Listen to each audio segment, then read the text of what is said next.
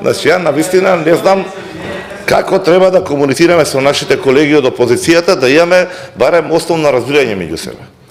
Не знам дали бевте овде сведок кога, ако не јас, еве колегите кога кажува или заменикот министерот.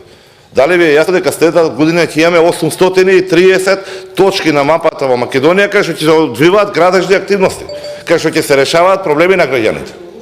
И да, точно е. Со овие 250 милиони нема да се решат сите проблеми, но ќе бидат по 250 секоја година.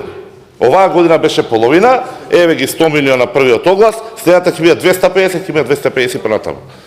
И ќе се надеваме дека она што останало наназад 30 години што требало да се направи, а не се направило од серија причини, ќе успееме некако да го надминиме. Ради лоповлук, неравномерно распределување на средствата. Не станува овде збор дека нема да имаме ниту еден проект во деловите надвор од Скопје.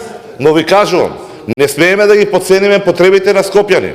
Бидејќи си имаме една друга работа, имавме дискусија со фискалниот совет во истата работа и не смееме да мижиме пред проблемите. Не е ова работа за дневна политика.